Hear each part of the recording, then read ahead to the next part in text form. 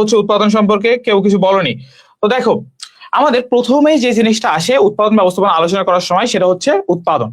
এখন জেনারেলি উৎপাদন বলতে আমরা কি বুঝি? উৎপাদন বলতে আমরা উদ্ভাবন বা সৃষ্টি করা হবে। এবং দেখো, ক্লাসের শুরুতে আমি একটা কথা বলে দিই, আমরা আজকের ক্লাসটা কিন্তু একটু ধীরে ধীরে আগানোর চেষ্টা করব। ধীরে ধীরে কেন আগাবো? ধীরে ধীরে আগাইলে তোমাদের যে সমস্যাগুলো আছে এগুলো সলভ করতে আমার সুবিধা হবে। তো তোমাদের যে কোনো প্রবলেম এই স্লাইডের ভিতর থেকে আমি বলবো বা স্লাইডের বাইরে থেকে হোক, মার্কেটিং এর সাথে সম্পর্কিত, তুমি সেটা কমেন্টে জিজ্ঞাসা করবা, ফ্রিলি এটা কমেন্টে আস্ক করবে। এবং আমার সম্পর্কে জিজ্ঞাসা করতে এলেও কইরো, সমস্যা নেই, বাট ক্লাসটা ইন্টারেক্টিভলি যাতে করে হয় এবং তোমরা যাতে এনজয় করো ক্লাসটা, সেইভাবে যেন ক্লাসটা করো। তোমার রোজা ছিলা, একটু কষ্ট হয়েছে বুঝছি, বাট এই কষ্টের ফলটা আল্লাহ দিবে তুমি যদি হচ্ছে ক্লাসটা করতে পারো। দেখো, উৎপাদন আসার সময় আমাদের উৎপাদন ব্যবস্থাপনা আসার আগে প্রথম যেটা আসছে সেটা হচ্ছে উৎপাদন। কি আসছে? উৎপাদন। তবে সাধারণত আমরা কি বুঝি? কারো কাছে ধরো রিক্সাওয়ালার কাছে জিজ্ঞাসা করলা বা অন্য কোনো লোকজনের কাছে তুমি যখন জিজ্ঞাসা করবা যে মামা উৎপাদন বলতে কি বুঝেন, তো মামা তো উৎপাদন বলবে না, মানে মামা বলবে কোনো কিছু তৈরি করা বা কোনো কিছু বানানো বা কোনো কিছু বানানি, এই জিনিসটাকে বলবে উৎপাদন, অর্থাৎ উদ্ভাবন বা সৃষ্টি করা। সাধারণ অর্থে উৎপাদন বলতে আমরা বুঝি উদ্ভাবন বা কি, উদ্ভাবন বা সৃষ্টি বা আরো অনেক কিছু আছে না, তৈরি, অর্থাৎ ক্রিয়েশন, অর্থাৎ ক্রিয়েট সামথিং।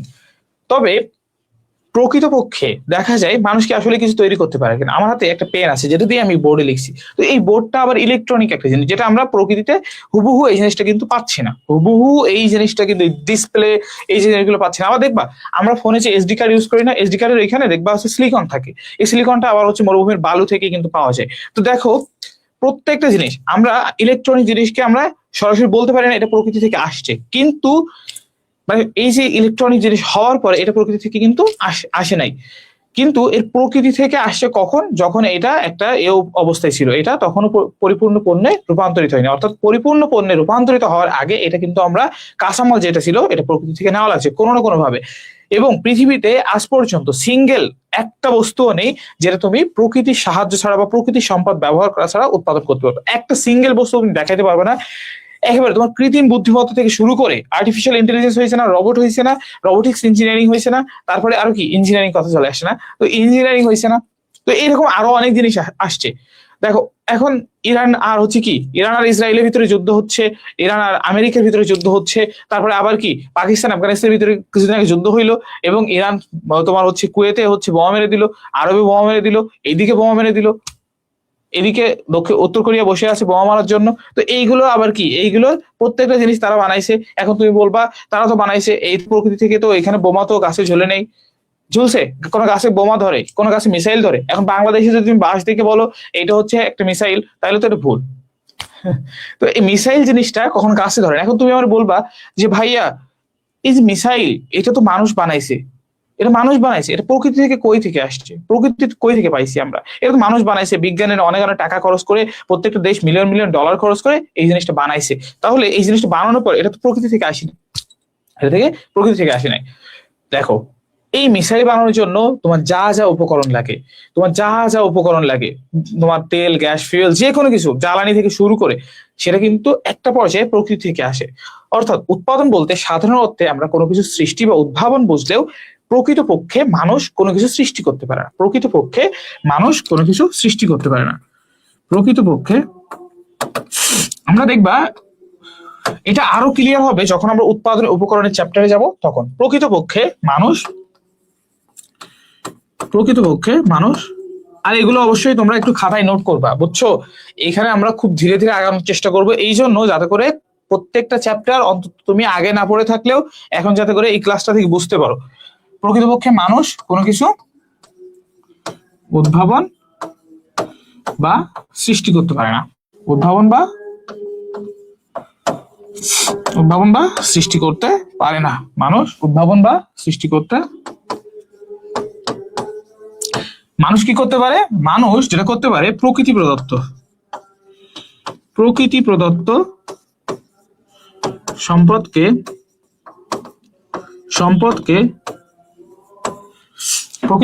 সম্পদকে কাজে লাগিয়ে, এখানটাই, আচ্ছা তোমরা যারা ক্লাসে আসো একটু রেসপন্স করো কাইন্ডলি, না হলে আমারও ঘুম চলে আসবে। কিন্তু এই রেসপন্স না করলে আমি বুঝবো যে তোমরা ঘুমাই গেছো। তো প্রকৃতি প্রদত্ত সম্পদকে কাজে লাগিয়ে ব্যবহার উপযোগী ব্যবহার উপযোগী পণ্যে রূপান্তর করে, ব্যবহার উপযোগী পণ্যে রূপান্তর করে, ব্যবহার উপযোগী পণ্যে রূপান্তর করে, পণ্যে রূপান্তর, ব্যবহার উপযোগী পণ্যে রূপান্তর করে। দেখো, উদ্ভাবন বা সৃষ্টি আমরা বুঝছি, উৎপাদন বলতে যদি সাধারণ অর্থে জিজ্ঞাসা করে, এটা যদি শব্দ অর্থ বুঝি, তাহলে উৎপাদন বলতে মানে প্রডিউস মানে হচ্ছে to create, produce means to create, অর্থাৎ উৎপাদন বলতে কোনো কিছু উদ্ভাবন বা সৃষ্টি করা। তবে দেখা যায় প্রকৃতপক্ষে মানুষ কোনো কিছু সৃষ্টি করতে পারছে না, মানুষ কোনো কিছু উৎপাদন করতে পারছে না, উদ্ভাবন করতে পারছে না। মানুষ যেটা করতে পারে, প্রকৃতিতে যে সম্পদগুলো রয়েছে সেই সম্পদগুলোকে তার প্রক্রিয়াকরণের মাধ্যমে ব্যবহার উপযোগী পণ্যে রূপান্তর করতে পারে, অর্থাৎ প্রকৃতি প্রদত্ত সম্পদকে কাজে লাগিয়ে ব্যবহার উপযোগী পণ্যে রূপান্তর করে। অর্থাৎ আমরা তাহলে এবার উৎপাদন বলতে কি বুঝবো? উৎপাদন বলতে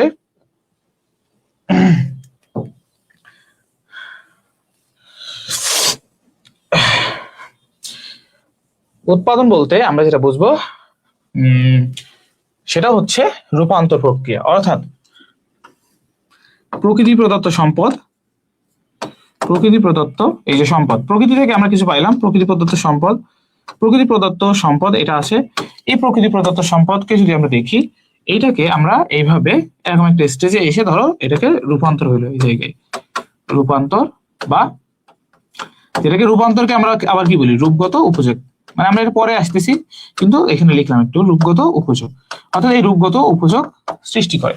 এই রূপগত উপযোগকে আমরা মূলত বলি রূপান্তর, বা রূপান্তরের আরেকটা কথা হচ্ছে আকার আকৃতিগত পরিবর্তন। কি রূপান্তরের আরেকটা সমর্থক শব্দ হচ্ছে আকার আকৃতিগত পরিবর্তন, আকার আকৃতিগত পরিবর্তন। এগুলো অবশ্যই কিন্তু খাতায় লিখবা, এগুলো পুরো বই পড়লে তারপরে কিন্তু তুমি পাইবা। তোমাদের এক ক্লাসে যখন জানতে পারছো তাহলে কি, এরপরে যেটা পাই একটা পণ্য পাই, একটা পণ্য অর্থাৎ ব্যবহার উপযোগী কোনো কিছু পাই, পণ্য ব্যবহার উপযোগী, ব্যবহার উপযোগী, ব্যবহার উপযোগী, ব্যবহার উপযোগী পণ্য। অর্থাৎ প্রকৃতি প্রদত্ত একটা সম্পদ ছিল, আমার কোনো কিছু দরকার, সেটাকে রূপান্তর করলাম, আকার আকৃতিগত পরিবর্তন করলাম, যেটাকে আমরা বলি রূপগত উপযোগ সৃষ্টি করা, এবং ব্যবহার উপযোগী পণ্যে পরিণত হইলো। তো এই রূপান্তর প্রক্রিয়াকেই মূলত আমরা বলছি, বা রূপগত উপযোগ সৃষ্টি করার প্রক্রিয়াকে বা উপযোগ সৃষ্টি করার প্রক্রিয়াকেই বলছি উৎপাদন। এখন তো কাজ হইলো, রূপগত উপযোগ চলে আসছে, রূপগত তো বুঝছি যে রূপান্তর, এখন উপযোগ মানে কি, তাই না? তো এক কথায় আমরা উৎপাদন বলতে যেটা বুঝি, উৎপাদন বলতে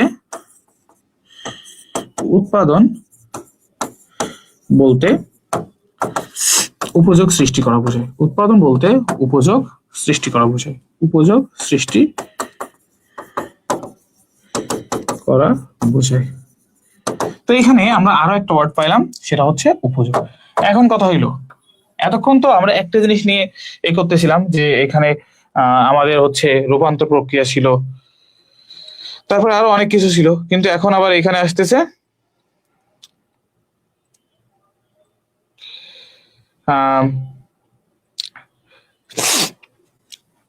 এখানে আমাদের কি রয়েছে, এখানে আমাদের উপযোগ কথাটা রয়েছে। এখন দেখো এই যে উপযোগ কথাটা, আচ্ছা এবার বলবো যে ভাই এতক্ষণ উৎপাদন বললেন, উৎপাদন মানে হচ্ছে উদ্ভাবন বা সৃষ্টি, আবার এক কথায় বললেন যে উপযোগ সৃষ্টি করা। উপযোগ বলতে কি? সাপোজ আমরা উৎপাদনের একটা হচ্ছে এই যে রূপান্তর প্রক্রিয়া একটা উদাহরণও দেখবো, একটা না দুইটা তিনটে উদাহরণ দেখবো, তোমরা আমাকে উদাহরণ বলবা, তোমাদের কাছ থেকে উদাহরণ নিব। তার আগে দেখো উপযোগ বলতে কি। উপযোগ যে তোমাদের বইতে সংজ্ঞাটা রয়েছে, আমরা ওটার দিকে আগে যাব না। দেখো তুমি একটা ব্রিজ পার হচ্ছ, তোমরা নানির বাড়ি গেছো না, তোমাদের নানির যে বাড়ি অর্থাৎ নানুর বাসা, যেটা এই নানুর বাসায় তোমরা যাও না, তো তোমাদের বাসার পাশে অনেকে থাকে, একই গ্রামে বাবা মার বিয়ে হয়েছে, তো এইটা আলাদা বিষয়। তো অন্য গ্রামে তোমরা যখন যাও, ধরো একটা নদী পড়লো, নদীর উপর দিয়ে তোমরা দেখলে কি একটা সেতু রয়েছে বা একটা সাঁকো রয়েছে, নদীর উপরে একটা সাঁকো রয়েছে। আগেকার দিনে নদী বা খাল যেটা হচ্ছে তোমার আড়াআড়ি কম দূরত্ব, বড় নদী না, পদ্মা নদীর মতো এত বড় নদী না যে পদ্মা সেতু লাগবে, বা যমুনা নদীর মতো না যে যমুনা সেতু লাগবে, তো সাঁকো ইউজ করা হয়তো। সাঁকো দেখছো তোমরা? এই সাঁকোতে কি হয়, তোমরা সাঁকো দিয়ে নদীটা পার হইলা। এখন এই সাঁকোটা কেন হয়েছে? তো সাঁকোটা এমন থাকতো মেইনলি, এই যে ক্রস ক্রস দেওয়া থাকতো, হ্যাঁ, যে এইভাবে বাঁশ, এগুলো প্রত্যেকটা বাঁশ দিয়ে বানানো, এখানে দুইটা বাঁশ দিয়ে দিত। এখন দেখো এই সাঁকো দিয়ে তুমি ধরো এই জায়গায় হচ্ছে তোমার রাস্তা, তুমি এখানে নামছো, তোমার নানির বাসা হচ্ছে এই পর্যন্ত। তো এই সাঁকোটার মাধ্যমে কি, এই সাঁকোটা কি করতো, এই সাঁকোটা তোমাকে ওই পাশে যাইতে সাহায্য করতো, তোমাকে কি করতো, ওই পাশে যেতে সাহায্য করতো। অর্থাৎ এই পাশ থেকে, অর্থাৎ এটা যদি এ ধরি এবং এটা হচ্ছে বি, অর্থাৎ তোমাকে সাহায্য করতো এ থেকে বিতে যাওয়ার জন্য। কোনটা সাহায্য করতো? তোমার এই সাঁকো। তো এইখানে সাঁকো তোমার জন্য যেটা করলো, তোমার একটা বাধা দূর করলো, তোমার একটা বাধা দূর করলো। কি করলো? তোমার একটা বাধা দূর করলো। এবার যদি সাঁকোটা না থাকতো, যদি সাঁকোটা না থাকতো তুমি কি পেয়ে যাইতে পারতা? অন্য কোনো মাধ্যমে, ধরো অন্য কোনো মাধ্যমে নেই, নৌকা টৌকা কিচ্ছু নাই, সাঁকোটা তুমি এ করতে, অর্থাৎ সাঁকোটাই তোমার হচ্ছে যাওয়ার একটা পদ্ধতি হইতে পারতো। এখানে নৌকা টৌকা কিচ্ছু চলে না, এখানে সাঁকো দিয়ে যাইতে হবে। এই সাঁকোটাই নাই, তখন কি তোমার এই পাশ থেকে ওই পাশে যাইতে পারতা? এখান থেকে এই পাশ থেকে কি ওই পাশে যাইতে পারতা? বলো, এই পাশ থেকে ওই পাশে কি যাইতে পারতা যদি সাঁকোটাই না থাকতো?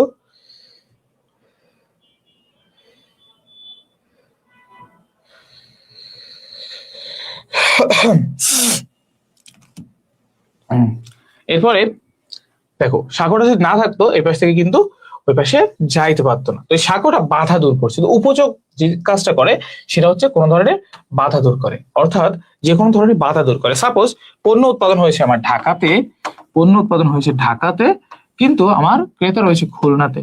এখন আমার এই ক্রেতার কাছে পণ্যটা আমার পৌঁছানোটাই মেইন কাজ। তো ঢাকা থেকে আমার পণ্যটা নিয়ে যাইতে হবে খুলনাতে। কিসের মাধ্যমে নিয়ে যাব? আমরা ট্রাকের মাধ্যমে নিয়ে যাইতে পারি, আমরা আর যদি নদীপথ থাকে আমরা জাহাজের মাধ্যমে। দেশীয় আমাদের বাংলাদেশের ক্ষেত্রে দেশের অভ্যন্তরে এটা জাহাজে নিয়ে যাওয়া হয় না, অনেক ক্ষেত্রে ট্রলারে বা হচ্ছে লঞ্চে কিছু কিছু পণ্য নিয়ে যাওয়া হয়, বাট এটা হচ্ছে খুব সীমিত পর্যায়ে। বাট আমাদের ট্রাকে বা অন্যান্য যে কার্গো সার্ভিস গুলো রয়েছে এখানে আমরা পণ্যগুলো পাঠাই, তো যে কোনো একটা মাধ্যমে আমরা নিয়ে গেছি, যেটা একটা পরিবহন ব্যবস্থা, সেটা সড়ক পথে হোক, আকাশ পথে হোক, নৌপথে হোক বা অন্য কোনো মাধ্যমে হোক, সেটা তোমার ধরো পণ্যটা নিয়ে গেছে কিসের মাধ্যমে? পরিবহনের মাধ্যমে। তো পরিবহন এখানে একটা বাধা দূর করলো, এই যে ঢাকার উৎপাদককে খুলনার একটা ক্রেতার কাছে পণ্যটা পৌঁছাতে সাহায্য করলো, অর্থাৎ এই বাধাটা দূর করলো। এই বাধা দূর করার কাজটাকেই মূলত বলা হয় উপযোগ। এবং তোমাদের বইতে যেটা লেখা আছে এক কথায়, সেটা হচ্ছে উপযোগ বলতে অভাব পূরণের সক্ষমতা। অর্থাৎ এইখানে তাহলে অভাবটা কি? অভাব বলতে একটা বাধা, তোমার একটা সমস্যা রয়েছে, অভাব হচ্ছে একটা সমস্যা, এই সমস্যাটা সমাধানের কাজকেই বলা হয় উপযোগ। অর্থাৎ অভাব পূরণের সক্ষমতায় হচ্ছে কি? উপযোগ। অভাব পূরণের সক্ষমতায়, অভাব পূরণের সক্ষমতায় হচ্ছে উপযোগ। তো উপযোগ বলতে তাহলে আমরা কি বুঝি? অভাব পূরণের সক্ষমতা। অর্থাৎ কোন জিনিসের ভিতরে, কোন মানুষের, মানে কোনো পণ্য বা কোনো বিষয়ের ভিতরে মানুষের অভাব পূরণের সক্ষমতা যদি থাকে সেটাকে মূলত আমরা বলি উপযোগ। কোনো জিনিসের ভিতরে মানুষের অভাব পূরণের সক্ষমতা যদি থাকে সেটাকে মূলত আমরা বলি উপযোগ। সেটাকে মূলত আমরা কি বলি? সেটাকে বলি উপযোগ। তো দেখো, অনেকেই ক্লাসে লাইভে যুক্ত হচ্ছে, অনেকেই চলে যাচ্ছে। দেখো, আমরা কিন্তু খুব ভেঙে ভেঙে অধ্যায়গুলো বোঝাচ্ছি, আমরা এখন অধ্যায়ের ভিতরে ঢুকি নাই, আমরা কিন্তু খুব ভেঙে ভেঙে অধ্যায়টা বোঝাচ্ছি। তো তুমি যদি ক্লাস না করো, একজন ক্লাস করলে আমি তাকে ক্লাস করাবো, ক্লাস না করলেও আমি ক্লাস শেষ করাবো, যেহেতু আমি ক্লাসে চলে আসছি। এখন কথা হইলো, তুমি যদি ক্লাসে আসো তোমার উপকার, ভাই এটা আমার উপকার না। আমি ক্লাস নিলে আমি ঠিকঠাক মতো, কেউ না থাকলে আমি টাকা নিবো চলে যাবো, আমি টাকা নিবো চলে যাবো। কিন্তু তুমি ক্লাস না করলে তুমি পিছিয়ে যাবা, তোমার রেজাল্ট খারাপ হবে। মার্কেটিং এর সাবজেক্ট কি এতই সোজা? মার্কেটিং এই সাবজেক্টটি আসলেই সোজা? আসলে সোজা কি না এটা তুমি পরবর্তীতে জানতে পারবে, আস্তে আস্তে জানতে পারবে। এটা পরবর্তী, আজকে ভাইয়া এইভাবে ধরে ধরে বোঝাচ্ছে, এই বোঝানোর মানুষ তুমি কখনো পাইতে না, এই বোঝানোর মানুষ তুমি কোথাও পাইতে না। আমি তো বিবিএ স্টুডেন্ট, আমি তো জানি, তো এই বোঝানোর মানুষ তুমি মার্কেটিং কোথাও পাইতে না। এই এত ভেঙে ভেঙে কেউ বোঝাইতো না ভাই। তো ক্লাসে বন্ধু বান্ধব যারা আছে তাদেরকে একটু ধরে বেঁধে নিয়ে আসো। এই ছেলেরা কি করে রোজার পরে ওই মানে কি ইফতারের পর বা তারাবির পরে একটু বাইরের দিকে বের হও, এটা আমরা বুঝি। তো বাইরে যে দোকানপাটে যেখানে বসে আছো একটু ওদের ধরে নিয়ে এসে বল, ভাই যে সারা বছর পড়িস নাই, এখন একটু সুযোগ আসছে, একটা ক্লাস কর। তো একটা ক্লাসে অনেকগুলো টপিক বুঝতে পারবি, ইম্পর্টেন্ট টপিক গুলো। তো উপযোগ বলতে তাহলে আমরা কি বুঝলাম? অভাব পূরণের সক্ষমতা। এখানে আমরা যেটা ব্যবহার করেছিলাম সেটা হচ্ছে পরিবহন, অর্থাৎ একটা স্থানগত উপযোগ। তো আমরা উপযোগ সম্পর্কিত বিষয়গুলো পরবর্তীতে আস্তে আস্তে জানতেছি। তার আগে দেখো, তাহলে উৎপাদন বলতে আমরা উপযোগ সৃষ্টি করাকে বোঝাই, অর্থাৎ উপযোগ সৃষ্টি করাকে বোঝাই। এখন দেখো, আমরা আরো একটা উদাহরণ দেখি। এখানে তো একটা উপযোগের উদাহরণ দেখলাম। এইবার উৎপাদনের ক্ষেত্রে উপযোগ, এই যে রূপগত উপযোগ সৃষ্টি করে, এই রূপগত উপযোগের ক্ষেত্রে আমরা একটু দেখি। দেখো, রূপগত উপযোগের ক্ষেত্রে ধরো তোমার পড়ার জন্য একটা, এই যে একটা ছেলে লিখছে এখানে যে বাংলাদেশের ছেলেদের কি অবস্থা, যে মানে লাইভ ক্লাসে এত কম। দেখো, পড়ালেখার প্রতি তোমার তো গুরুত্ব নেই, তাহলে অন্য একটা উদাহরণ দিই। ধরো গেম খেলতেছো, গেম খেলার উদাহরণ দিই, গেমটা নিয়ে পড়ে থাকো। তো গেম খেলার জন্য তুমি একটা চেয়ার নিয়ে আসলা, গেম খেলার জন্য কি করছো? একটা চেয়ার কিনছো। এখন কাঠের চেয়ার গেমিং এর ক্ষেত্রে লাগে না। ধরো কাঠের একটা টেবিলে তুমি পিসি রাখতেছো, বা কাঠ দিয়ে বা ফার্নিচারটা তোমার ওইভাবে আসছে পার্টেক্স এর কোনো কিছু, যেটা প্রকৃতি থেকে আসছে। আলটিমেটলি একটা গাছ থেকে ধরো আমরা এই করছি, তো একটা ফার্নিচার তোমার লাগবে, সেটা একটা টেবিল, বা তোমার বাড়িতে খাওয়া দাওয়া করার জন্য তোমার একটা টেবিল প্রয়োজন। তো টেবিল কিসের তৈরি? কাঠের তৈরি। এখন এই কাঠটা কোত্থেকে আসছে? তোমার প্রকৃতি থেকে। প্রকৃতিতে কাঠ কিভাবে ছিল? প্রকৃতি থেকে। প্রকৃতিতে কাঠ কিভাবে ছিল? প্রকৃতিতে একটা গাছ হিসেবে ছিল, মেহগনি গাছ ধরো, মেহগনি গাছ। এই গাছ থেকে গাছটাকে প্রথমে কাটা হয়েছে, কাটার পরে নির্দিষ্ট গাছের গুঁড়িতে এটা রূপান্তর করা হয়েছে। কি করা হয়েছে? গাছের গুঁড়িতে রূপান্তর করা হয়েছে। গাছের গুঁড়ি থেকে আমার প্রয়োজন অনুযায়ী এটাকে আমি কাঠে, কিছু কিছু টুকরো কাঠে বা যতটুকু আমার শেপ দরকার এটাতে রূপান্তর করেছি। এবং এটার পরে আলটিমেটলি বিভিন্ন ধাপে এটাকে এ করার পরে আমরা যেটা পেয়েছি সেটা হচ্ছে টেবিল।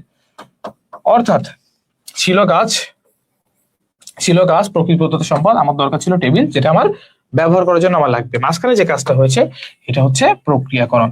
এটাকে বলা হয় প্রক্রিয়াকরণ বা রূপান্তর বা রূপগত উপযোগ সৃষ্টি। প্রক্রিয়াকরণ প্রত্যেকটা বলতে পারো, প্রক্রিয়াকরণ, রূপান্তর, প্রক্রিয়াকরণ, রূপান্তর বা রূপগত উপযোগ সৃষ্টি। রূপগত উপযোগ সৃষ্টি। এখন রূপগত উপযোগ সৃষ্টি, এখন আমাদের মার্কেটিং এই কাজ, উৎপাদন এই কাজটাই করতে পারে। প্রকৃতপক্ষে মার্কেটিং এর ভাষায় উৎপাদন বলতে এই কাজটাই করা হয়। অর্থাৎ উৎপাদন বলতে আমরা প্রকৃতিগত সম্পদকে কাজে লাগাই, মানুষের ব্যবহার উপযোগী এই যে টেবিল বা যে কোনো পণ্যে পরিণত করি, যে কোনো পণ্যে পরিণত করি। এই যে প্রক্রিয়াকরণ, তো এই কাজগুলোকে মূলত আমরা বলছি তোমার উৎপাদন। তো মানুষ কি করতে পারে না? উদ্ভাবন বা সৃষ্টি, নতুন কোনো। এখন তাহলে নতুন কোনো উদ্ভাবন বা সৃষ্টি বলতে কি? নতুন কোনো কিছু সৃষ্টি করা, অর্থাৎ এখানে বোঝানো হচ্ছে নতুন কোনো কিছু, প্রকৃতিতে নতুন কোনো কিছু যুক্ত করা। ধরো এই যে আমাদের পৃথিবী কিভাবে সৃষ্টি হয়েছে, বিগ ব্যাং থিওরি আছে, বা একটা বিশাল বিস্ফোরণের মাধ্যমে পৃথিবী সৃষ্টি হয়েছে, এমনটা বলা হয় অনেক ক্ষেত্রে। আবার কোরআনের ক্ষেত্রে দেখা যায় আলাদা আলাদা আছে। তো বিভিন্ন ক্ষেত্রে যে উদাহরণগুলো থাকুক না কেন, পৃথিবী একবার সৃষ্টি হয়েছে, এটা তো সত্য। পৃথিবী না, পুরো মহাবিশ্ব তো সৃষ্টি হয়েছে না, মহাকাশ সৃষ্টি হয়েছে। তো এইগুলো দেখো, একবার সৃষ্টি হয়েছে, এবং একবার সৃষ্টি হওয়ার পরে এটা কি হয়েছে? একবার সৃষ্টি হওয়ার পরে কিন্তু এটা যা কিছু ছিল এটা আস্তে আস্তে কি হয়েছে? এটা আস্তে আস্তে সেইভাবেই আছে, শেষ হয়েছে, কমেছে, বাট এটা প্রকৃতি থেকে কোনো কিছু হারায় না।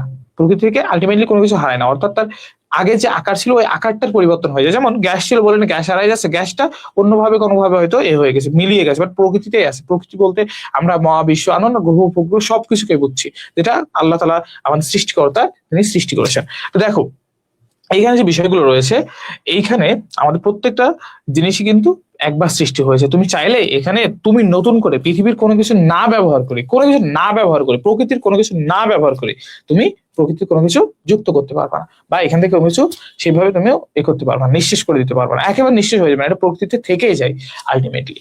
তো যাই হোক, আমাদের এটাকেই মূলত বলছি আমরা উৎপাদন। অর্থাৎ উৎপাদন বলতে আমরা যেটাকে বুঝছি, সেই উৎপাদন বলতে আমরা উদ্ভাবন বা সৃষ্টিকে বুঝছি। উৎপাদন বলতে আমরা উদ্ভাবন বা সৃষ্টিকে বুঝছি। উৎপাদন বলতে আমরা উদ্ভাবন বা সৃষ্টিকে বুঝছি সাধারণ অর্থে, আর উৎপাদন বলতে আমরা উপযোগ সৃষ্টি করাকে বুঝছি বৃহৎ অর্থে, বা এটা হচ্ছে মূলত আমাদের উৎপাদনের সংজ্ঞা। তো উৎপাদনের সংজ্ঞাটা আমরা একটু এবার তোমাদের খাতায় একটু নোট করে নাও। এগুলো তো খাতায় নোট করছো কিনা জানি না, খাতায় নোট করছো কিনা একটু কমেন্ট সেকশনে লিখো। যেই কয়জন আসো ভাই লিখো, যেই কয়জন আসো ভাই লিখো যে আসলে তোমরা লিখছো কিনা এটা। দেখো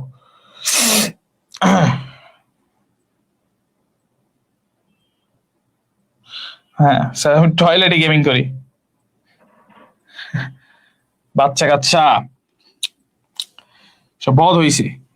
দেখো তাহলে উৎপাদন বলতে,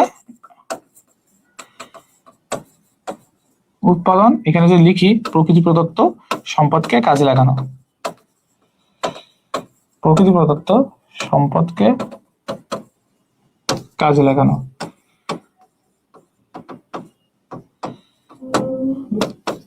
রূপান্তর প্রক্রিয়া,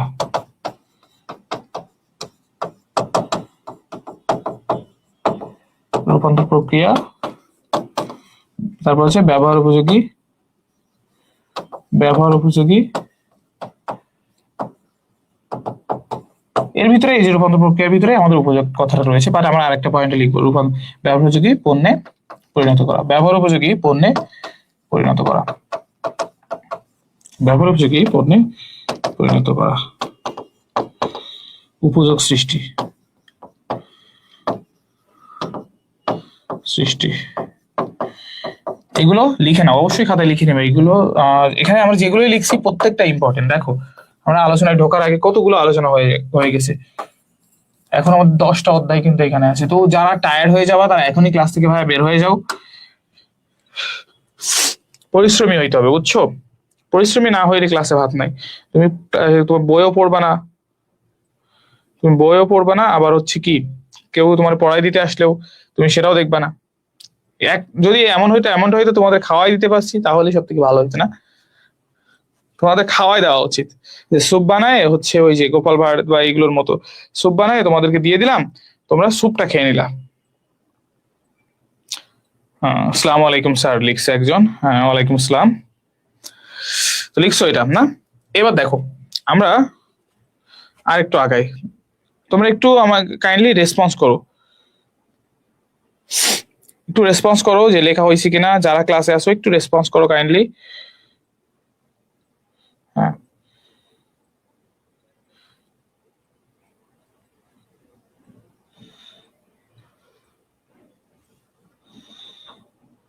হ্যাঁ,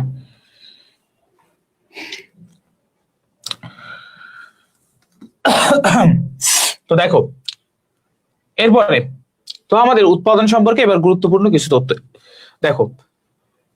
উৎপাদন সম্পর্কে এবার আমরা যে কথাগুলো বলেছি সেটাই কিন্তু আছে। দেখো কাঁচামালকে কি করা, কাঁচামালের ভিতরে রূপগত পরিবর্তন করা হয়, অর্থাৎ কাঁচামালকে কি করা হয়, কাঁচামালের রূপগত পরিবর্তন করা হয়। উৎপাদন হলো রূপান্তরের একটি সামগ্রিক প্রক্রিয়া। উৎপাদনের উপাদান 4টি, এটা আমরা পরবর্তীতে পড়বো। এই যে ভূমি শ্রম মূলধন, এটার জন্য আলাদা একটা চ্যাপ্টারই আছে, এটা আমরা পরে পড়বো। এবার দেখো যেহেতু আমরা উৎপাদন বলতে লিখেছিলাম, উৎপাদন বলতে আমরা উপযোগ সৃষ্টি করা বুঝছি। উৎপাদন বলতে আমরা উপযোগ সৃষ্টি করা বুঝছি। উৎপাদন বলতে কি বুঝছি? উপযোগ সৃষ্টি করা। উৎপাদন বলতে উপযোগ। এবার এই উপযোগের বিভিন্ন ধরন রয়েছে, অর্থাৎ বিভিন্ন বইয়ের প্রকারভেদ অনুযায়ী বইতে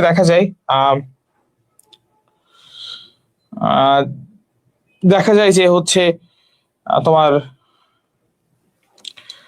এটার প্রকারভেদ হচ্ছে 5টা 6টা এমন করে করে আছে, আবার কোনো কোনো বইতে 4টা এমন আছে। অর্থাৎ এটা ঠিক ঠিকানা নাই, মানে এক্স্যাক্টলি উপযোগ যে কয় প্রকার এটা কিন্তু আমাদের সব বইতে ওইভাবে লেখা নাই। মানে এটা তুমি যদি প্রকারভেদ করতে চাও তাহলে তুমি এভাবে পারবা না যে এই 6 প্রকার, কারণ এটা দিনের পর দিন যুক্ত হয়। অর্থাৎ আগে কোনো সমস্যা ছিল না, কিন্তু এখন সেই সমস্যা উদ্ভূত হয়েছে, এবং সমস্যা যেহেতু উদ্ভূত হয়েছে এই সমস্যাটা সমাধানের জন্য তোমার উপায়টা কি হয়েছে, তৈরি হয়েছে। সমস্যা সমাধানের জন্য উপায় কিন্তু তৈরি হয়েছে। অর্থাৎ আগে ধরো একটা সমস্যা ছিল না, কিন্তু এখন সমস্যাটা উদ্ভূত হয়েছে, তো এই কারণে তখন উপযোগের প্রকারভেদ আসবে। আমরা জেনারেলি দেখা যায় রূপগত উপযোগ বলে কথা রয়েছে, স্থানগত উপযোগ বলে আরেকটা রয়েছে, সময়গত উপযোগ যেটা খুবই গুরুত্বপূর্ণ, সত্যগত উপযোগ এটা রয়েছে, সেবাগত উপযোগ এটাও রয়েছে, সেবাগত উপযোগ এটাও রয়েছে।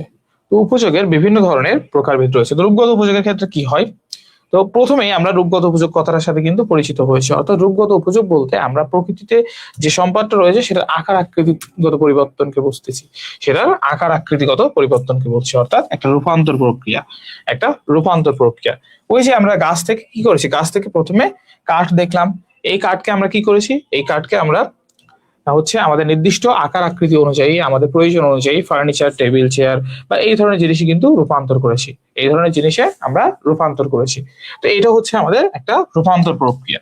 অর্থাৎ আকার আকৃতিগত পরিবর্তনের মাধ্যমে যে উপযোগ সৃষ্টি হয় সেটাকে আমরা বুঝছি রূপগত উপযোগ। আকার আকৃতি পরিবর্তনের মাধ্যমে, আকার আকৃতি পরিবর্তনের মাধ্যমে যে উপযোগের সৃষ্টি হয়, আকার আকৃতি পরিবর্তনের মাধ্যমে, পরিবর্তনের মাধ্যমে আকার আকৃতি পরিবর্তনের মাধ্যমে যে উপযোগ সৃষ্টি হয় তাকে রূপগত উপযোগ বলে। আকার আকৃতি পরিবর্তনের মাধ্যমে যে উপযোগ সৃষ্টি হয়, যে উপযোগ সৃষ্টি হয় তাকে রূপগত উপযোগ বলে, তাকে রূপগত উপযোগ বলে, তাকে রূপগত উপযোগ বলে। তো এরকম করে দেখো আমাদের আরো আরো উপযোগ রয়েছে। এখন দেখো আমরা একটা উদাহরণ দিয়েছিলাম, প্রত্যেকটা পণ্যের ক্ষেত্রে একটা পণ্য উৎপাদিত হয় এক জায়গায়, কিন্তু এটার ক্রেতার চাহিদা থাকে বিভিন্ন দিকে। অর্থাৎ ঢাকায় পণ্যদ্রব্য উৎপাদন হয়, বেশিরভাগ ক্ষেত্রে দেখা যায় নারায়ণগঞ্জ বা বিভিন্ন ধরনের শিল্প এলাকা বা শিল্প কলকারখানা যে এলাকাগুলোতে গড়ে উঠেছে সেইখানে পণ্যদ্রব্য তোমার উৎপাদিত হচ্ছে।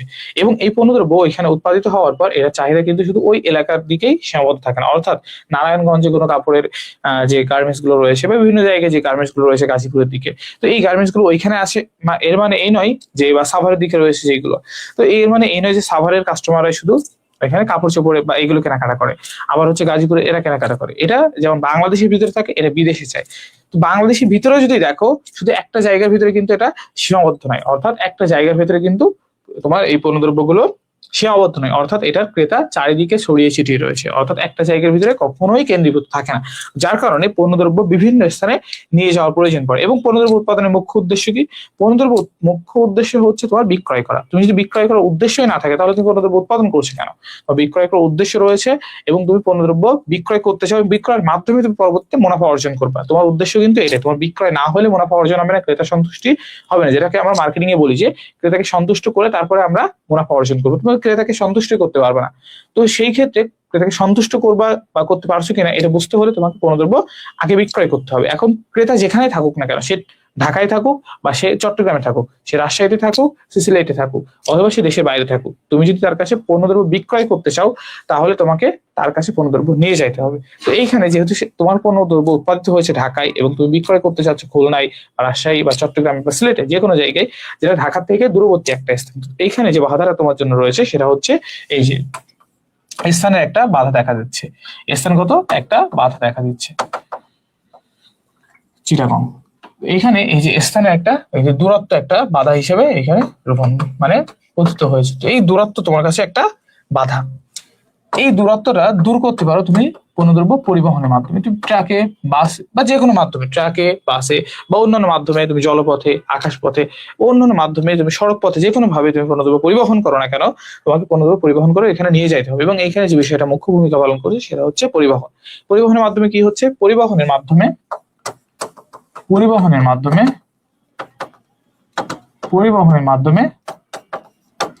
স্থানের বাধা দূর হচ্ছে, বা দূরত্বের, আমি যদি দূরত্ব কথাটা লিখে এটা ভালো হবে, দূরত্বের বাধা দূর হচ্ছে। এই যে বাধা দূর হচ্ছে, এইটাকে আমরা তো একটু আগে বলছিলাম যে কোনো জিনিস যখন বাধা দূর করে সেটাকে আমরা বলছি উপযোগ, বা অভাব পূরণ করে, বা আমার জিনিসটার কারণে আমি একটা জায়গায় বসে সেবাটা পাচ্ছি না, সেই কাজটা হচ্ছে মূলত উপযোগ। তো এইখানে আমাদের স্থান যে হচ্ছে বাধাটা ছিল পরিবহনের মাধ্যমে, এই বাধাটা দূর হচ্ছে এবং আমাদের স্থানগত উপযোগ সৃষ্টি হচ্ছে। আমাদের কি হচ্ছে? স্থানগত উপযোগ সৃষ্টি হচ্ছে। তো এই যে এক স্থানের উৎপাদিত পণ্য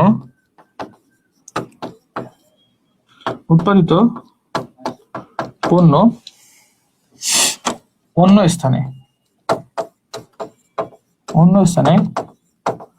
ক্রেতার কাছে বা নিকট পৌঁছানোর মাধ্যমে যে উপযোগের সৃষ্টি হয়, ক্রেতার কাছে বা নিকটে পৌঁছানোর মাধ্যমে যে উপযোগের সৃষ্টি হয় তাকে আমরা বলছি স্থানগত উপযোগ। পৌঁছানোর মাধ্যমে যে উপযোগের সৃষ্টি হয়, তাকে স্থানগত উপযোগ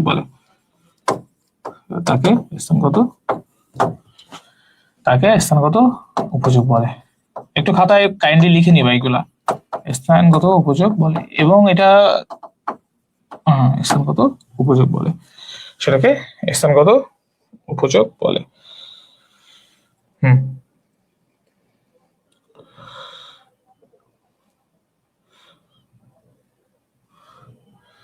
স্থানগত উপযোগ বলে।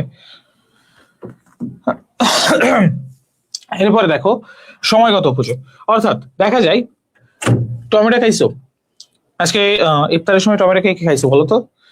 আজকে ইফতারের টাইমে টমেটো কে কে খাইছো আমাকে বলো দেখি। টমেটো খাইছো? হ্যাঁ, ক্লিয়ারলি লেখাগুলো দেখা যায় না? ওকে, এখানে হচ্ছে কালার নেওয়ার সময় একটু দেখবা যে কোন কালারে হচ্ছে লেখাটা দেখা যায়। হলুদ কালারে মেবি লেখাটা ভালো দেখা যাচ্ছে তোমাদের। তো যাই হোক, ইফতারে তোমরা হচ্ছে টমেটো খাইছো না? এখন বলো তো, এখন তো শীতকাল সেদিন ছিল, বা অন্যান্য ফসলের ক্ষেত্রে দেখো একটা বছরের নির্দিষ্ট সময়ে তোমার হচ্ছে ফসলটা উৎপাদিত হয়, কিন্তু দেখা যায় সেটা চাহিদা থাকে সারা বছর ব্যাপী, সেটা চাহিদা থাকে একেবারে সারা বছর ব্যাপী, অর্থাৎ আহ সারা বছর ব্যাপী এটা কিন্তু চাহিদা থাকে, অর্থাৎ একটা নির্দিষ্ট সময় কিন্তু এটার চাহিদা থাকে না।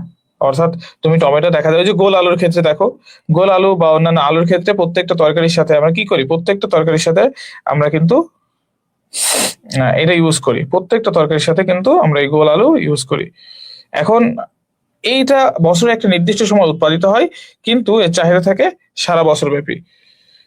এটা বছরে একটা নির্দিষ্ট সময়ে মানে উৎপাদিত হয়, কিন্তু চাহিদা থাকে সারা বছর ব্যাপী। এখন কথা হইলো, এই যে বছরের নির্দিষ্ট সময় উৎপাদিত হচ্ছে বা ফসলটা পাচ্ছি, কিন্তু এই যে সারা বছর চাহিদা রয়েছে, তাহলে এই চাহিদাটা আমরা পূরণ করতেছি কিভাবে? এই যে চাহিদাটা আমরা পূরণ করতেছি কিভাবে, সেটা হচ্ছে প্রশ্ন না? সেটা তো প্রশ্ন। দেখো, এই যে সারা বছর ব্যাপী পণ্যের তোমার হচ্ছে চাহিদা থাকে, এটা আমরা পূরণ করি হচ্ছে তোমার কোল্ড স্টোরেজে রাখার মাধ্যমে বা গুদামজাতকরণের মাধ্যমে। তো বিভিন্ন জায়গায় কোল্ড স্টোরেজ শুধু না, এটাকে গুদামজাতকরণ করার মাধ্যমে। তো এই যে বছরের একটা নির্দিষ্ট সময় উৎপাদিত পণ্য গুদামজাতকরণের মাধ্যমে আমরা এই যে গুদামজাতকরণের মাধ্যমে কি করছি, গুদামজাতকরণের মাধ্যমে সারা বছর ব্যবহার করছি, সারা বছর ব্যবহার করতেছি, সারা বছর ব্যবহার করতেছি,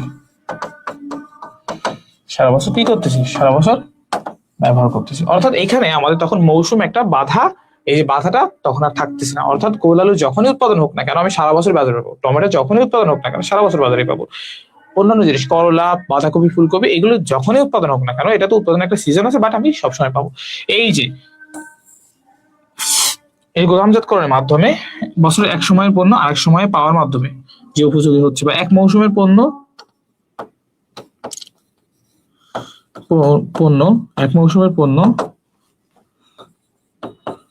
অন্য মৌসুমে বা সারা বছর ব্যবহারের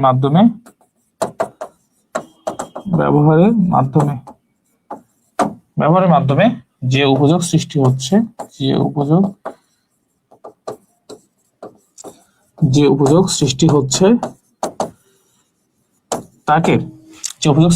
তাকে সময়গত উপযোগ বলে। এখন দেখো, এই সময়গত উপযোগ, রূপগত উপযোগ, তারপর আরো কি আছে, সত্যগত উপযোগ আছে না, এটা দেখো সময়গত উপযোগ বলে। আচ্ছা, এখানে দেখো হলুদ লেখার মাধ্যমে তোমাদের এই হয়েছে, একটু একটু তোমরা হচ্ছে এ করে পড়ে নিও, আমি তো মুখে মুখে বলতেছি সব কথা।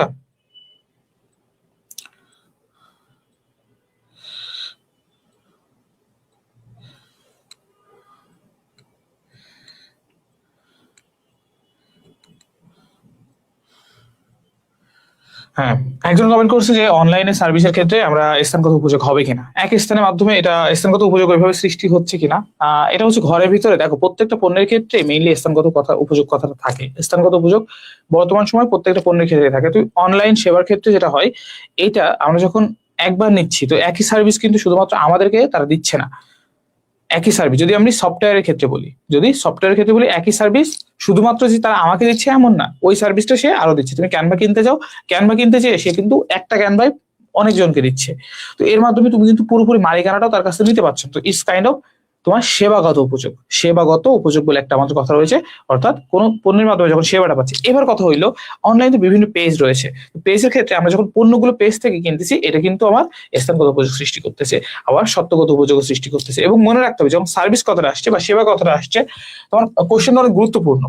সেবা কথাটা যখন আসছে, তখন কিন্তু আমার এখানে মালিকানা সত্ত্বের পরিবর্তন হয় না, কারণ সেবার 4টা বৈশিষ্ট্য রয়েছে। সেবার অবিচ্ছেদ্যতা থাকে, তারপর হচ্ছে কি বৈসাদৃশ্যতা থাকে, পচনশীলতা বলে একটা কথা আছে, তারপর হচ্ছে এইখানে আরো একটা আমার হচ্ছে থাকে অস্পর্শনীয়তা যে কথাটা থাকে। অর্থাৎ সেবা হচ্ছে আমরা স্পর্শ করতে পারি না, এটা হচ্ছে মালিক মানে সেবাদাতা সেবা গ্রহীতার ভিতরে একটা ইন্টারাকশন থাকে। এবং অনেক ক্ষেত্রে দেখা যায়, তো সেবার ক্ষেত্রে এটা থাকে। আবার বৈসাদৃশ্যতা, একজনের কাছ থেকে সেবার পার্থক্য অন্যজনের কাছে কিন্তু হয়। তো সেবা কথাটা যখন আসছে, অনলাইন বিভিন্ন সেবা যখন আমরা নিচ্ছি, সফটওয়্যার টাইপ বিভিন্ন সেবা, সেটা শুধুমাত্র আমাকে দিচ্ছে না, সে অন্য আরো অনেককেই দিবে, ওই একই জিনিসই অন্য অনেককেই দিবে। যখন একটা জিনিস সে আমাকে দিল, ধরো আমার একটা কোম্পানি 10টা ইউনিট পণ্য উৎপাদন করেছে বা 10টা পণ্য উৎপাদন করেছে, 10টা থেকে সে আমাকে টোটাল পণ্য কিন্তু 10টা, সে আমাকে একটা দিল, তাহলে তার কাছে কয়টা থাকে, 9টা।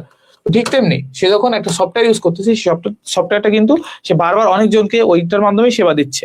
তো সেই ক্ষেত্রে আমার এটা সেবাগত উপযোগ বলে একটা কথা আছে, সেটা ওই বৈশিষ্ট্যের সাথে চাই। তবে যদি দেখো সে ঢাকায় হচ্ছে জিনিসটা নিচ্ছে, এইভাবে কিন্তু আসলে হয় না। কারণ দেখো দুইটা কম্পিউটারের মাধ্যমে কিন্তু ইন্টারাকশন হচ্ছে, এবং সেবার ক্ষেত্রে ইন্টারাকশনটা খুবই গুরুত্বপূর্ণ, সেবার ক্ষেত্রে ইন্টারাকশনটা গুরুত্বপূর্ণ।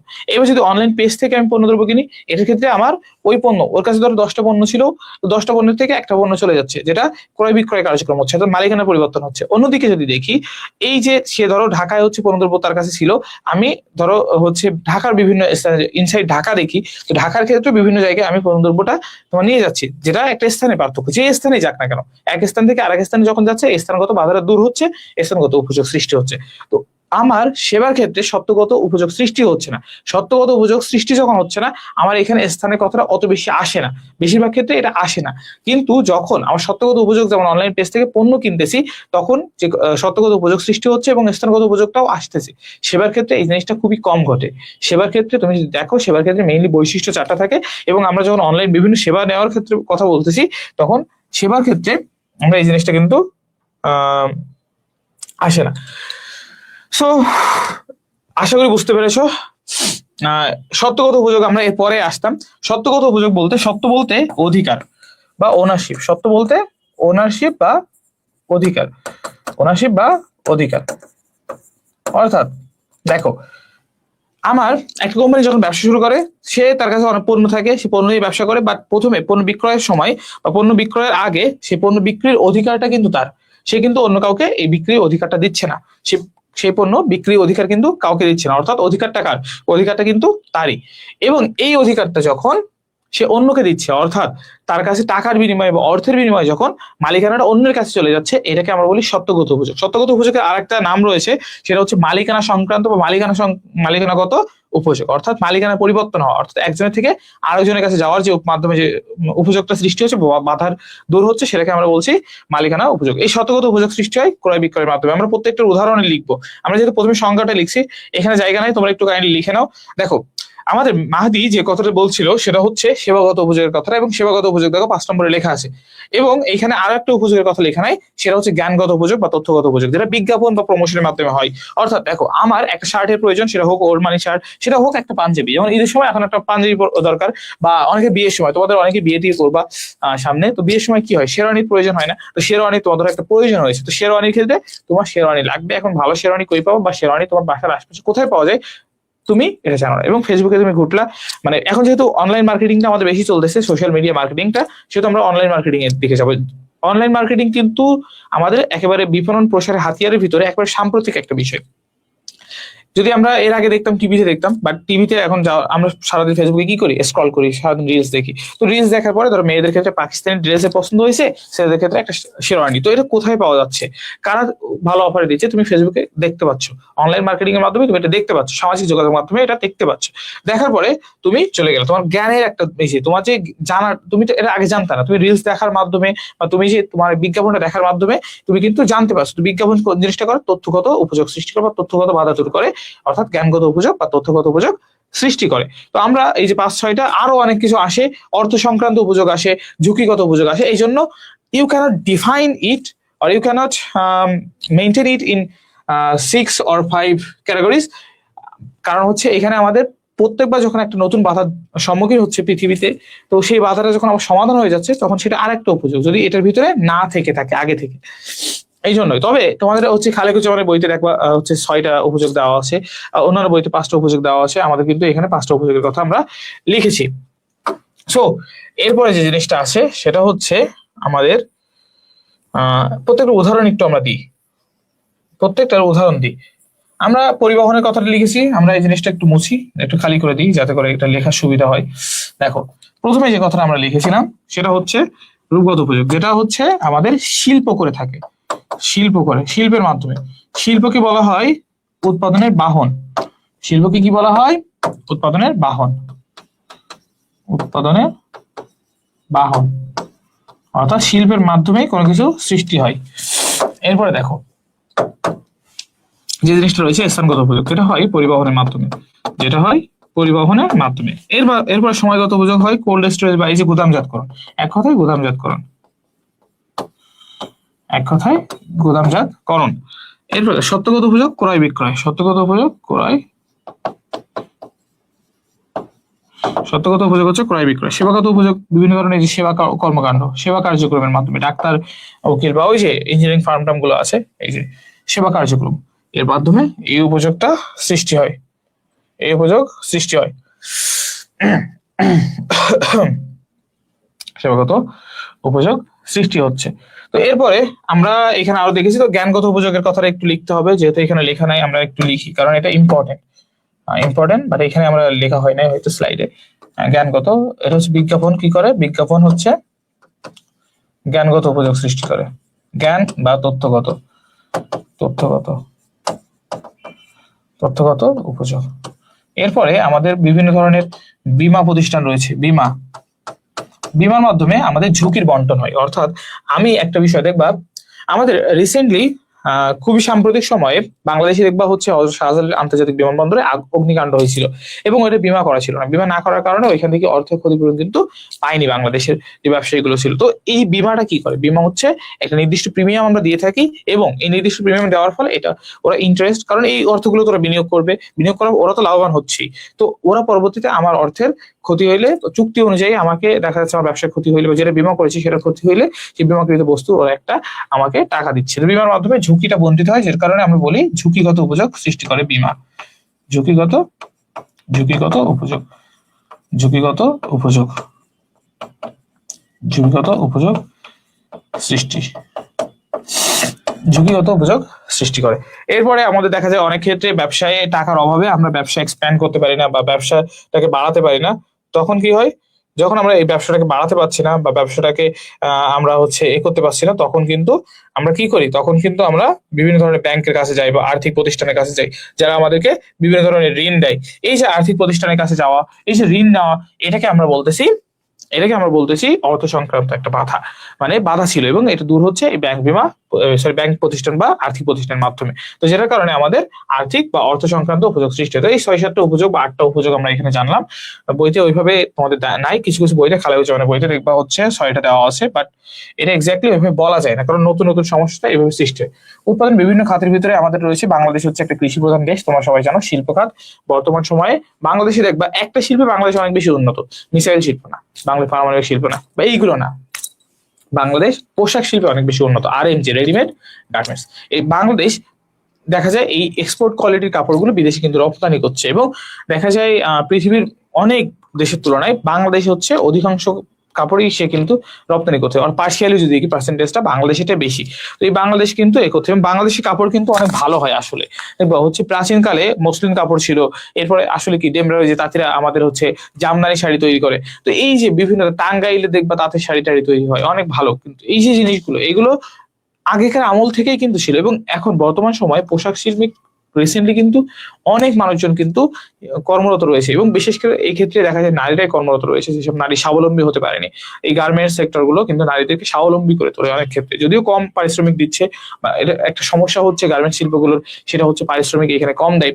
যেমন দেখবা চা বাগানের ক্ষেত্রে এই চা শ্রমিকদেরও কিন্তু এই যে তোমার কম পারিশ্রমিক দেওয়া হয়। তো বাংলাদেশে ব্যবসা করার ক্ষেত্রে একটা সুবিধা হচ্ছে বাংলাদেশের শ্রমিকদের পারিশ্রমিক কম দেওয়া হয়, এবং এইটার কারণে বাংলাদেশের লোকজন ইউরোপে যায়, যে ইতালি দিয়ে ইতালিতে যাবো, ওই যে মানে কি নৌপথে ইতালিতে যাবো, নৌপথে ইটালিতে যাবো। তো এই যে ভাবধারাটা কিভাবে আসছে, এটা আসছে হচ্ছে তোমার যে দেখা যায় বাংলাদেশি পারিশ্রমিকটা কম, এবং বিভিন্ন শিল্প প্রতিষ্ঠান গড়ে তোলার ক্ষেত্রে আমরা যখনই কথা বলি তখনই যে জিনিসটা আসে সেটা হচ্ছে এইখানে শ্রমিকের দাম কম। এখানে কি শ্রমিকের দাম কম, এখন এই শ্রমিকের দাম কম হওয়ার কারণে তুমি ইউরোপে যাইতে চাও, আমি ইউরোপে যাইতে চাই, অন্য কেউ ইউরোপে যাইতে চাই, বাট হয় ইউরোপ, এটার কারণ হচ্ছে আমাদের শ্রমিকের দাম কম। তো এটা একটা সমস্যা। এটার পরেও যেহেতু বাংলাদেশি মানুষজন অনেক গরিব, দারিদ্র সীমার নিচে অনেকেই বসবাস করে, তো সেই ক্ষেত্রে দেখা যায় একটা অপশন থাকে না, কোনো না কোনো ভাবে কাজ করতে হয়, যার কারণে এই পোশাক শিল্পে তারা কাজ করে, এবং এই পোশাক শিল্পে দক্ষতার সাথেই কাজ করে, এবং এই দক্ষতার কারণে আমরা এক্সপোর্ট কোয়ালিটির হিউজ মনে করো কোয়ান্টিটির পোশাক আমরা বিদেশে রপ্তানি করতে পারি প্রতি বছরই। এরপরে যে জিনিসটা আসে আমাদের সেবা খাত, এবং বর্তমান সময় 50% জিডিপিতে আমাদের কিন্তু দেখা যায় অবদান, আমরা 2014 সালেও দেখেছি, এর আগেও দেখেছি। তো এই জিডিপিতে কিন্তু বাংলাদেশ সেবা খাতটা অনেক বেশি গুরুত্বপূর্ণ ভূমিকা পালন করে। কৃষি খাত যদিও কৃষি প্রধান দেশ, তবে বাংলাদেশে দেখা যায়, আমি রিসেন্টলি না কিছু আগে হচ্ছে আমি দেখছিলাম, যেমন জাপানের থেকে বাংলাদেশের মাটি হচ্ছে 4 গুণ বেশি উর্বর, জাপানের মাটি অত বেশি উর্বর না, কিন্তু দেখা যায় ফসল উৎপাদনের ক্ষেত্রে বাংলাদেশের থেকে জাপান বেশি উৎপাদন করে, 6 গুণ বেশি ফসল উৎপাদন করে। এটার মেইন রিজন ছিল এটাই যে বাংলাদেশ প্রযুক্তির সাথে অ্যাডাপ্ট করতে পারেনি। বাংলাদেশ প্রযুক্তি ওইভাবে নাই, বাংলাদেশে টাকা পয়সা নাই, যার কারণে বাংলাদেশ কিন্তু এই যে প্রযুক্তিতে বাংলাদেশ আগায় যাইতে পারেনি। বাংলাদেশ কিন্তু প্রযুক্তিতে এগিয়ে যাইতে পারে নাই, বাংলাদেশ প্রযুক্তিতে এগিয়ে যেতে পারে নাই। তো এই জিনিসটা বাংলাদেশের একটা সমস্যা। তো যার কারণে কৃষিখাত, কৃষি প্রধান দেশ হইলেও বাংলাদেশ জিডিপিতে কিন্তু কৃষির অবদানটা এখন কম। তবুও কৃষিকে আমরা প্রাধান্য দিই, কারণ কৃষিকে মানে ঘিরে অন্যান্য ব্যবসাগুলো আবর্তিত হয়। আচ্ছা, ঘুমাই গেছো কে কে? দেখি ঘুমাই গেছো কে কে? ক্লাসে আসো কে কে? কথা বলো একটু। আমি একটু কমেন্ট গুলো দেখি, কে কে ক্লাসে আসে দেখি।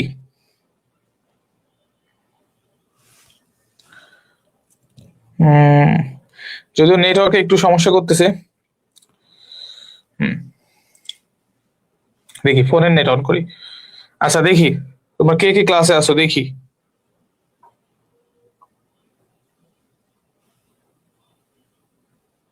দেখি একটু রেসপন্স করো, নাকি ঘুমাই গেছো একটু দেখি।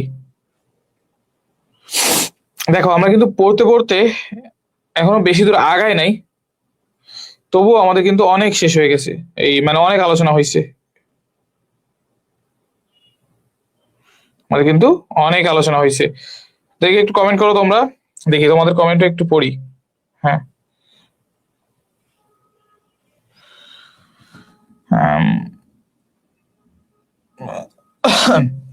এরপরে আমরা যদি দেখি উৎপাদনের গুরুত্ব, উৎপাদনের গুরুত্বকে আমরা মেইনলি কয়েকটা দৃষ্টিকোণ থেকে দেখি। দেশের সার্বিক দৃষ্টিকোণ থেকেও দেখি, উৎপাদকের দৃষ্টিকোণ থেকে দেখি, আর ভোক্তার দৃষ্টিকোণ, এটা হচ্ছে মেজার দৃষ্টিকোণ, অর্থাৎ দুইটা পয়েন্ট অফ ভিউ থেকে। এখন একজন উৎপাদক যে পণ্যদ্রব্য উৎপাদন করতে, তার চিন্তা ভাবনা কি? তার চিন্তা ভাবনা হচ্ছে এটাকে প্রথমে বিক্রয় করা। সে বিক্রয় না করতে পারলে কোনোভাবেই কখনো কিন্তু লাভবান হচ্ছে না। সে বিক্রয় যদি না করতে পারে সে কিন্তু লাভবান হবে না। বিক্রয় করলেই তারপরে সে কিন্তু লাভবান হবে।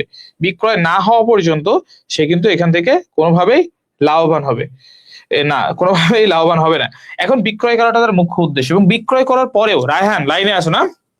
আচ্ছা, তো আর কে কে আছো একটু কমেন্ট করো দেখি। বাবারা একটু ক্লাস থাকতে হবে, ক্লাসে থাকতে হবে না, ক্লাসটা না করে এখন যদি আমাদের স্যুপ বানায় খাওয়া দেওয়া যায়, তো স্যুপ বানায় খাওয়াই দেওয়া, এভাবে একটা বোতলে ভরতাম, বোতলে ভরে বা একটা জুস করে, এখন যেহেতু রোজার মাস রুয়াবজা দিয়ে খাওয়াই দিতাম পড়াটা। তো এটা তো সম্ভব হচ্ছে না। তো সম্ভব যেহেতু হচ্ছে না, তাহলে ক্লাসটা করো, নিজে পড়বা না যে রোজায় ধরছে, আবার আমি পড়াচ্ছি তারপরে যদি না পড়ো তাহলে কেমন লাগে না? একটা না ইনসাফ হয়ে গেল না? এরপরে দেখো উদ্দেশ্য অর্জন বা মুনাফা অর্জন। উদ্দেশ্যটা কি? মুনাফা। তো বিক্রি না করলে মুনাফা হচ্ছে না। যাই হোক, এরপর হচ্ছে উপযোগ সৃষ্টি। এই কথাটা তো আমরা জানলাম। উপযোগ অর্থাৎ অপূরণের সক্ষমতা সৃষ্টি করে যাতে করে বিক্রয়। দেখো সমুদ্রের পানি, হিউজ পানি রয়েছে, যে সমুদ্রের পানি কিন্তু মানুষজন ব্যবহার করে না, অর্থাৎ এর ভিতরে উপযোগ নেই। আমি যখন একটা পণ্যদ্রব্য নিয়ে ব্যবসা করবো বলে চিন্তা করতেছি বা ব্যবসা করবো বলে ভাবতেছি, তখন কিন্তু আমার কি করতে হবে? তখন সেটার ভিতরে আমার উপযোগটা তৈরি করতে হবে, অর্থাৎ সেটা যেন মানুষের ব্যবহার উপযোগী হয়, অর্থাৎ মানুষের প্রয়োজন পূরণ করতে পারে, সেটা আমার কিন্তু চিন্তা করতে হবে। এবং সেটা যদি না হয় তাহলে কিন্তু আমার কি হবে না, তাহলে কিন্তু আমার পণ্যদ্রব্য কেউ কিনবে না, তাহলে আমার পণ্যদ্রব্য কেউ কিনবে না, না হলে আমার পণ্যদ্রব্য কেউ কিনবে না। হ্যাঁ, এরপরে দেখো,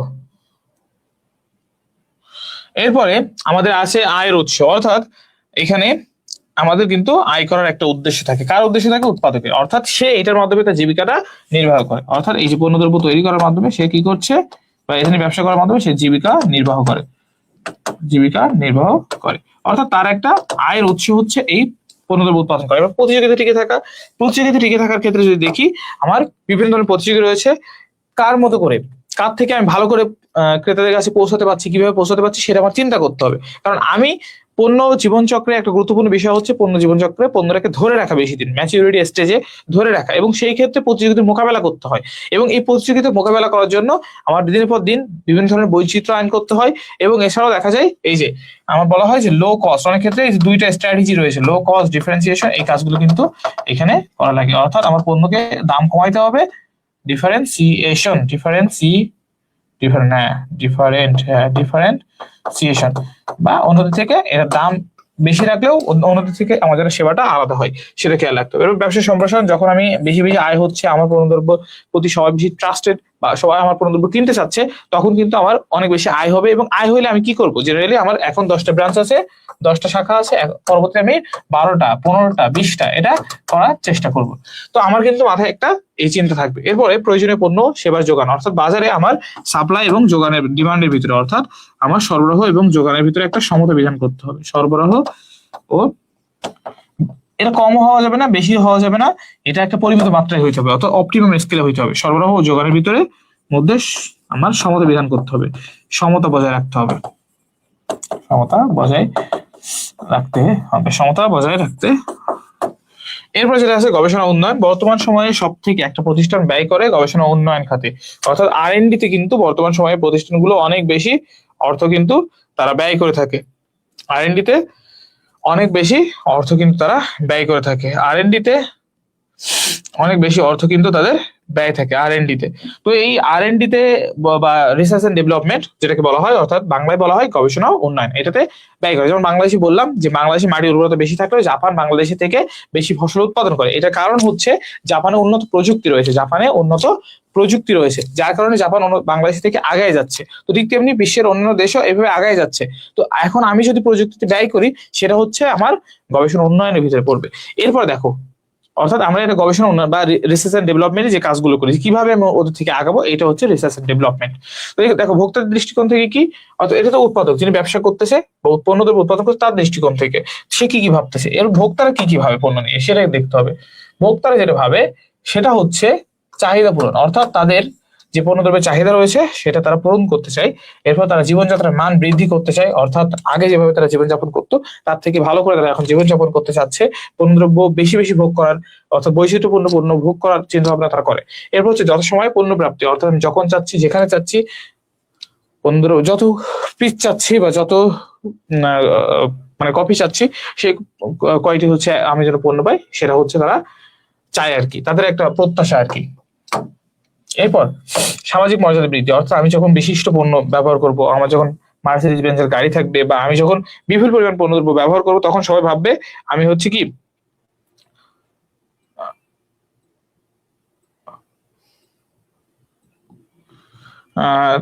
সেটা যেন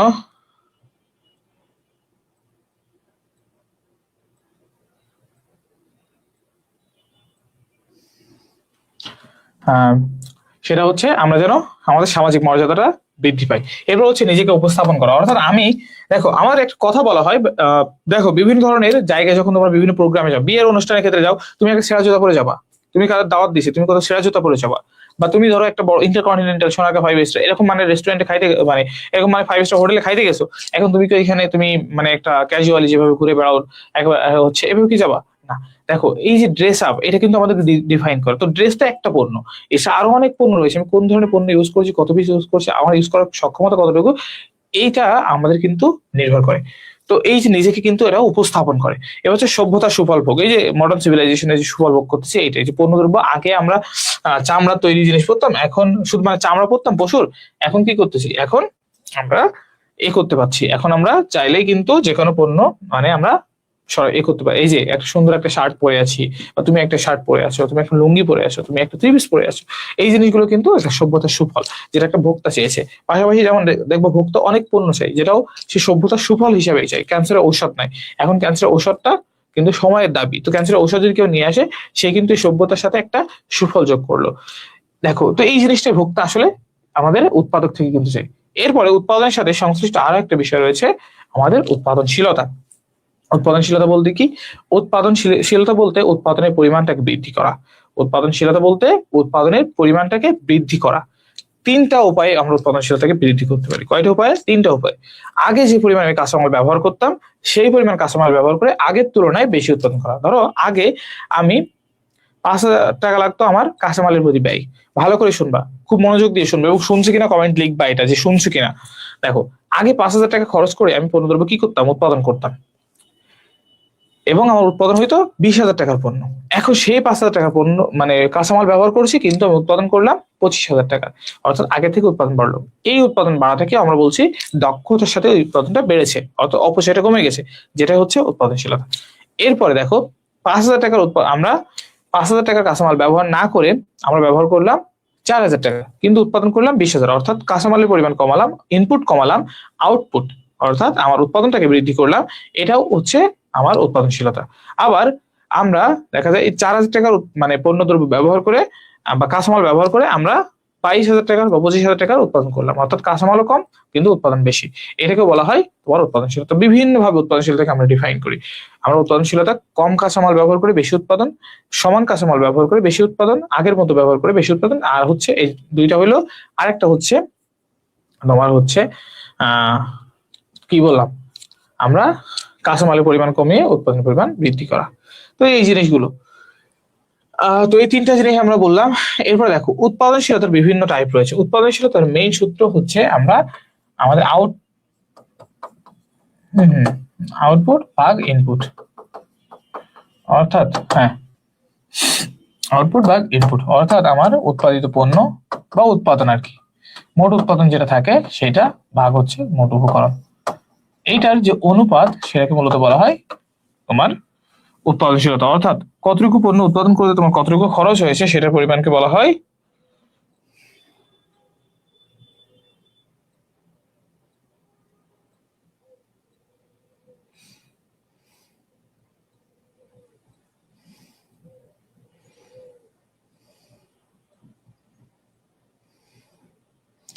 হ্যাঁ। আমাদের ফাহিম আহমেদ, তুমি হচ্ছে অনেকগুলো কমেন্ট করেছো, কি লিখেছো আমি এক্স্যাক্টলি বুঝি নাই, এক্স্যাক্টলি কি লিখতে চাইছো এটাও আমি বুঝি নাই।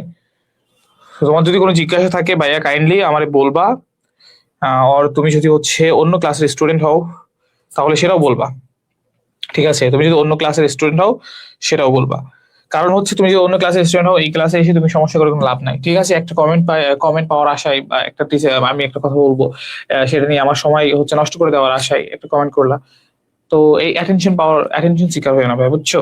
অ্যাটেনশন সিকারদের এ থাকে না। তোমার যদি এক্স্যাক্টলি কোনো কোশ্চেন থাকে you can ask me and I will be answer it. তো এইটাই, তোমার যদি কোনো কোশ্চেন থাকে তুমি আমাকে জিজ্ঞাসা করো, আমি উত্তর দিব। বাট তুমি হচ্ছে হুদায় একটা কোশ্চেন করলা যেটা তোমার কোনো নাই, তুমি লো লো হ্যাঁ এইগুলো কি লিখছো ভাইয়া, এগুলো কি লিখছো, এগুলো লিখে অ্যাটেনশন সিকার হয় না। ডোন্ট বি অ্যাটেনশন সিকার ভাই। রোজার মাস, সবারই কষ্ট হয়েছে, আমরা আগাই, কথা বলি, আমরা ইন্টারেক্টিভ ডিসকাশন করি। তুমি যদি এই ক্লাসে না হও তোমার এই ক্লাসে থাকার দরকার নেই। তুমি যে এই ক্লাসে হও শুনো, আর যদি শুনতে না ইচ্ছা হয় ভাই বের হও, just go out of class, just go out of the class. তো এই জিনিসটাই তোমার যদি দরকার হয় তুমি আসলে ক্লাসটা করো, না হলে তোমার ক্লাসটা করার দরকার নাই। তো তুমি অ্যাটেনশন নেওয়ার জন্য তুমি কেন আমার হচ্ছে এটা মুডটা নষ্ট করতেছো ভাইয়া, মুডটা নষ্ট করতেছো। তোমার কোনো মানে ক্লাসে এনার থাকতে পারে, তোমার কোনো দরকার না থাকতে পারে। There are many people, there are many students যার দরকার আছে।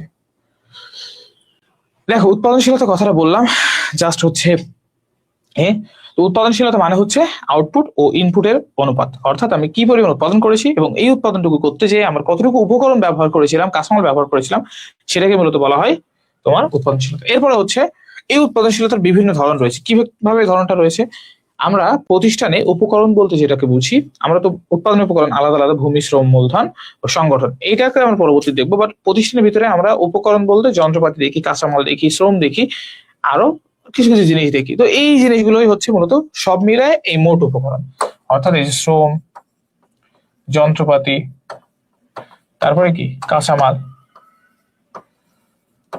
এইগুলো হচ্ছে আমার প্রতিষ্ঠানের উপকরণ, মোট উপকরণ। ধর এইগুলো আমি ব্যবহার করি, এইগুলোর মাধ্যমে আমি যে উৎপাদনটা করি সেটা হচ্ছে আমার মোট উৎপাদন। এবং এই আলাদা আলাদা উৎপাদনশীলতা আমরা এটা বের করতে পারি, এটাকে আমরা আলাদা আলাদা ভাবে বের করতে পারি। এই শ্রমের উৎপাদনশীলতা আলাদা হয়, জাস্ট আমরা আউটপুট এভাবে থাকবে, নিচে আমরা শ্রমটাকে লিখবো, শ্রম কতটুকু হয়েছে সেটা লিখবো। অর্থাৎ এখানে তোমরা উৎপাদন, বাংলায় হচ্ছে উৎপাদনটুকু লিখো, উৎপাদন। এরপর দেখো যন্ত্রপাতির ক্ষেত্রে আমরা যেটা করবো, যন্ত্রপাতি লিখবো নিচে, জাস্ট যন্ত্রপাতির কি লিখবো, যন্ত্রপাতি ঘন্টা লিখতে পারি বা যন্ত্রপাতির ব্যয়টুকু লিখতে পারি। এরপর কাঁচামাল, আমরা আবার আসছি।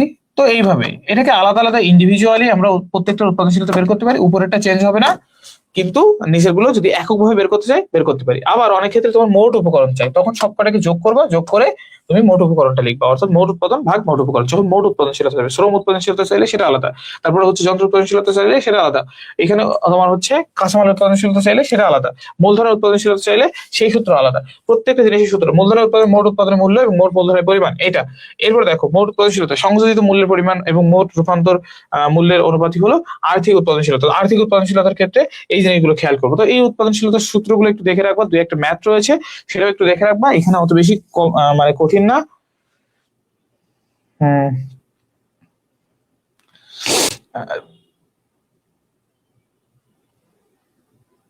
হ্যাঁ হ্যাঁ, অত বেশি কঠিন না এই চ্যাপ্টারের।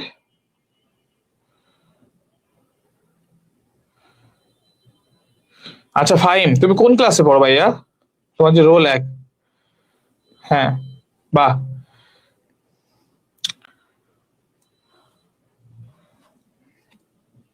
রোল এক নিয়ে থাকো, বুঝছো? তুমি রোল এক নিয়ে থাকো।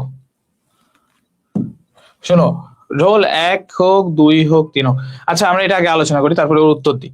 তো শ্রম উৎপাদনশীলতা ক্ষেত্রে দেখো মোট উৎপাদনের মানে একক।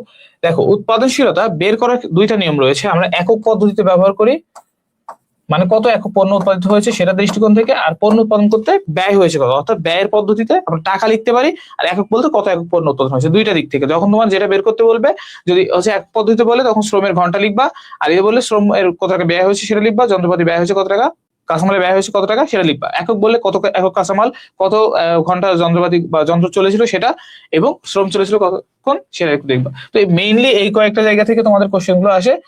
এছাড়া হচ্ছে তোমার এই আর্থিক উৎপাদনশীলতা তেমন কোনো জায়গায় আসে না, বাট দুই একটা ম্যাথ রয়েছে বইয়ের পিছনে, একটু দেখে নিবা কাইন্ডলি। তো এইটা কিন্তু অনেক ইম্পর্টেন্ট।